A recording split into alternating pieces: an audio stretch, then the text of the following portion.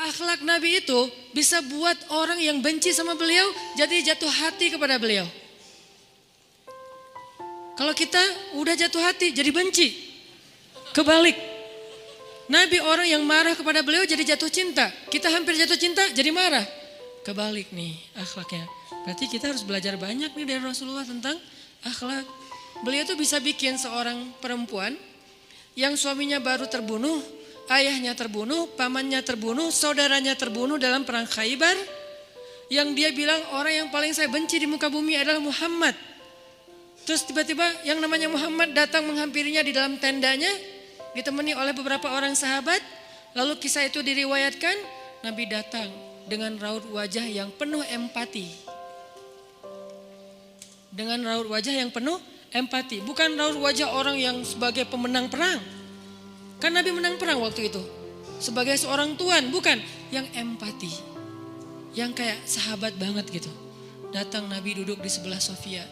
Sofia diam aja, marah banget. Cuma dia gak bisa ngapa-ngapain karena dia berstatus tawanan perang. Mau gimana coba? Mau dia tusuk? Gak bisa, dia sendiri. Dan dia takut bahwa dia akan diperlakukan seperti umumnya orang memperlakukan tawanan perang. Karena dia belum paham, belum kenal Rasulullah. Dia kaget ketika Rasulullah SAW minta maaf sama dia. Kaget, gak ada cerita orang dalam perang yang menang minta maaf kepada yang kalah. Ada gak cerita kayak gitu? Gak ada tuh. Yang menang minta maaf sama yang kalah. Maaf ya kami menang.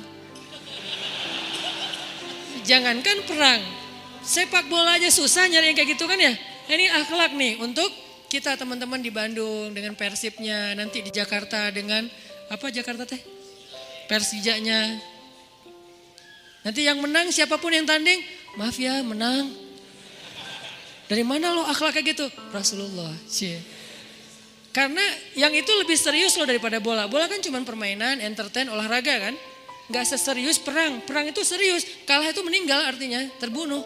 Kalau kita kalah paling ya kurangnya apa? Gak dapat skor gitu, gak dapat poin. Kalau itu kalah terbunuh. Nabi datang minta maaf dengan ekspresi empati yang tinggi, yang dalam. Nabi itu kayak ngerasain banget perasaan Sofia. Minta maaf, menjelaskan. Sofia, maaf ya, aku ikut turut berduka atas wafatnya ayahmu, suamimu. Sofia marah banget. Terus Nabi menjelaskan apa yang terjadi. Aku tuh udah ngasih kesempatan agar kita gak usah berperang. Tapi mereka terus menyerang. Maaf ya, ngejelasin lagi. Maaf ya, ngejelasin lagi. Berjam-jam. Seolah-olah Nabi yang minta pengampunan kepada Sofia. Seolah-olah Nabi itu tawanan perang. Minta maaf, menjelaskan kejadiannya. Minta maaf, menjelaskan. Terus kayak gitu dengan ekspresi serius. Dan kelihatan banget lah. Ucapan dan ekspresi orang yang jujur kan kelihatan ya. Jujur bahwa beliau tuh empati banget. Bahwa beliau juga berduka. Terus sampai Sofia dari yang tadinya lihat ke bawah nunduk marah. Lama-lama ngelihat ke arah Rasul. Ngelihat ekspresi Rasul serius banget. Malah dia jadi kasihan. Sampai akhirnya dia jatuh cinta kepada Rasulullah SAW. Kata Sofia, ketika Rasulullah SAW datang kepada saya, waktu itu dia adalah orang yang paling saya benci di muka bumi. Tapi dia terus meminta maaf dan menjelaskan. Meminta maaf dan menjelaskan. Sampai akhirnya dia menjadi orang yang paling saya cintai di muka bumi. Akhlak Rasul. Rasulullah gak mengatakan Allah berfirman wahai Sofia. Enggak, belum ke sana. Akhlak dulu, baru nanti ajarin. Tarbiyah namanya kan ya. Sesungguhnya di dalam Al-Quran ada ayat tentang orang-orang yang kafir yang telah mati terbunuh. Enggak, Rasulullah tuh tahu. Jangan ngomongin tentang ayahnya yang mati terbunuh, ibunya yang pamannya, suaminya yang mati dalam keadaan kafir. Nabi enggak mau ngomongin itu, kenapa? Menjaga perasaan Sofia. Kok masih dijaga sih perasaan? Kan mereka beda agama, mereka orang kafir. Inilah akhlak Rasul. Sehingga Nabi membahas yang membuat Sofia merasa kayak dihargai. Sebagai seorang janda, sebagai seorang perempuan, sebagai seorang yatim. Sebagai seorang tawanan. Sehingga dia takjub dengan akhlak Nabi. Akhirnya dia cerita.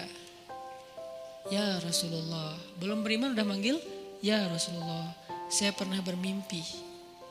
Bahwa dalam mimpi saya melihat ada rembulan di atas kota Madinah. Lalu jatuh ke pangkuan saya.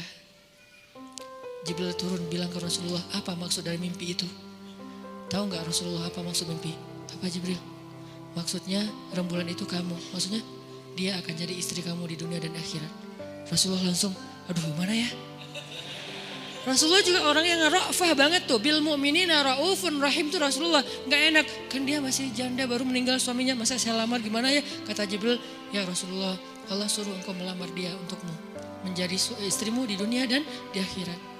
Rasulullah dengan gak enak hati mengatakan, Sofia, aku ingin melamar kamu. Sofia, gimana ya?